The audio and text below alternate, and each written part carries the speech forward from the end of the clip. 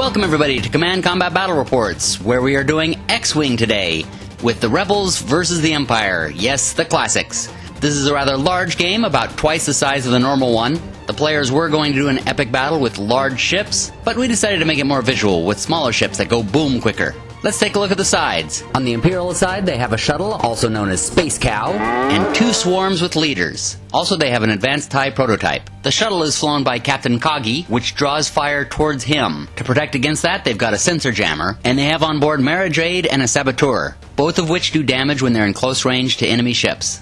They also have an auto blaster, which also does severe damage to enemy ships when close. So watch for this one getting in close to the enemy vessels. Their first swarm is led by Youngster, who allows his allies that are close by to have his special ability, which is Ruthlessness. This causes damage to enemy vessels that are close to their targets. This can make that swarm very powerful, but can also be dangerous to themselves. Youngster's swarm is made up of a bunch of Academy pilots. The other swarm is led by Howlrunner, who gives his ship an extra attack die. He is also a squad leader, which provides his ship the ability to make one free action. And finally, there is the TIE Advanced prototype, which is just very basic. They had some points left over. The Rebel side is made up of a YT-1300, which is basically the Millennium Falcon, 2 Y-Wings, 2 A-Wings, and an X-Wing. The YT is flown by Lando Calrissian, who provides extra actions to ships that are close to him. He's got on board a Weapons Engineer and 9 Nub, who provide for extra targets and makes every straight maneuver a green maneuver. They also have Calculation, which turns a focus into a critical hit. The first Y-Wing is flown by Dutch Vander, who can pass a targeting off to a friendly vessel. He's got a bomb loadout, advanced proton torpedoes, an ion cannon, and R5K6, who allows him to switch targets very quickly. The other Y-Wing is flown by Horton Salm. Yes, Horton heard a TIE fighter. He is extra powerful at longer ranges. He has cluster missiles, an ion cannon, and advanced proton torpedoes. The first A-Wing is Jake Farrell. When he does a focus, he's able to do a barrel roll or a boost, and he's got outmaneuver, which makes him more powerful when the enemy can't shoot at him, but he can shoot at the enemy. The other A-Wing has Push the Limit, which gives him an extra action, but at the cost of an extra stress. But it doesn't matter, because it's flown by Tycho, who ignores stress, at least insofar as being able to do actions. And the X-Wing is flown by Tarn Misson, who, when targeted, can target back. That won't be particularly useful against TIE fighters, but maybe it'll be useful against that TIE Advanced. Let's hear what the players plan to do. Hi, my name's Rachel, and I will be playing Lando.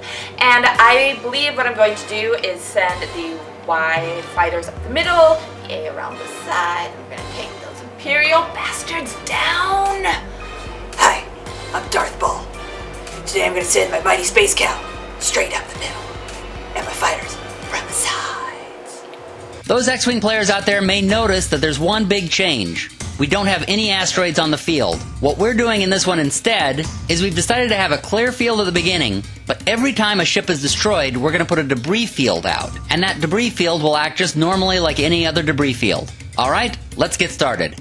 Alright, here's the setup. The Rebels have Lando in the middle, surrounded by his 2 Y-Wings. They've got the X-Wing on the right, and the 2 A-Wings way off on the left. The Imperials have a similar setup, with the shuttle and the TIE Advanced in the center, and the swarms flanking. Let's get this thing going. The A-Wings shoot off to the side, and the Imperials come straight at them. The X-Wing is moving to the center. The firing is from the distance, and the Y-Wing scores a hit. Lando and Dutch swing to the right, while Horton goes up the center, and the TIEs on the left chase down the A-Wings. The firing is intense. There's hits all around. The Y-Wings have fired their missiles, severely damaging some of the TIEs. The TIEs fire back, and every hit they get on the Y-Wing also counts on Lando.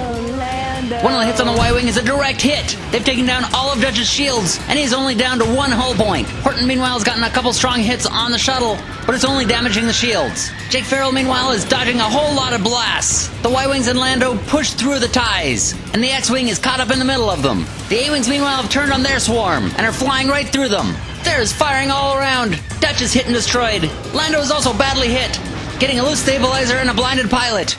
And Mara Jade causes stress to all the Rebels around her. Meanwhile, Horton got a direct hit on Space Cow, and the A-Wings race through their swarm, blinding one of the enemy pilots, and destroying one of the others. That's 1 fighter on each side has been destroyed, but it'll cost the Rebels even more. The TIEs on the left try to chase down the A-Wings, while Lando and his fighters fly through the center. One of the TIE fighters has hit an asteroid, and has been destroyed. The Saboteur, meanwhile, jumps over to Lando's ship and does even more damage to him.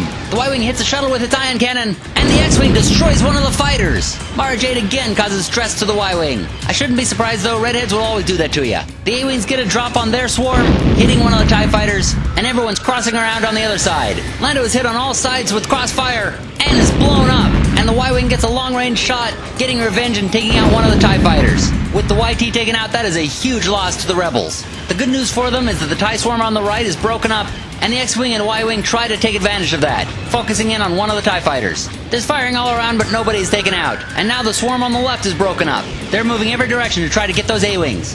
Tycho takes advantage of this, gets behind one of the TIE fighters, and gets a direct hit, destroying it. The TIE Interceptor gets behind the X-Wing, hitting it and causing a major hull breach. And now the A-Wings have broken off from the TIE fighters. TIE fighters are still trying to chase after them on the left side, but the A-Wings have said, screw this, we're going to the other side. There's a lot of long-range shots, and the X-Wing is taken out. The Rebels now only have 3 ships left. It is really looking bad for them. But one of the TIE fighters runs into debris and is blown up himself. That's one less TIE fighter they have to deal with.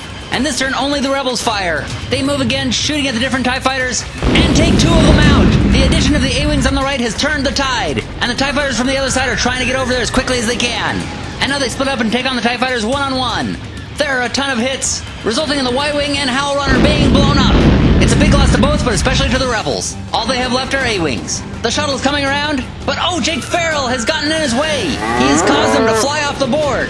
The shuttle had cleared it in its planning phase, but Jake was where he was supposed to go, and that stalled his movement while he was still off the board. So the shuttle is out of this. Meanwhile, the A-Wing got a critical hit on the TIE Advance prototype. That is a lot to say. Now Jake takes on that same ship, and the TIE Advance gets the better of him. They cross over each other, and Youngster gets another hit on Jake Farrell. That blows him up. All the Rebels have left is Tycho. It is Tycho versus 2 TIE fighters and a TIE Advance prototype.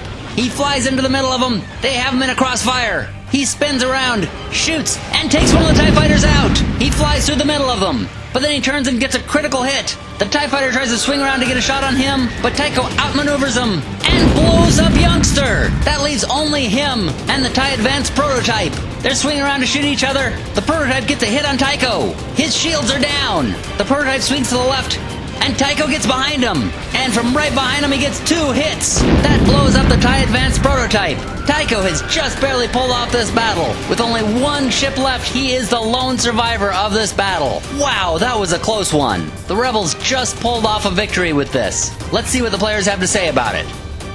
So my man Lando, well, he didn't make it. He was planning a huge party, lots of ladies. No more. These ladies are going to be unsatisfied. But we won! So that's good, right? We were doing really well with my mighty space cow. But then my mighty space cow fell away. Well, that was an exciting game. Thank you so much for joining us. We hope you enjoyed it. If you did, be sure to tell your friends, share it on your timelines, tell everyone to watch it, be sure to subscribe, put thumbs up below, and comment on what your favorite parts were. Thank you all for watching, and we'll see you next time. Happy gaming, everybody.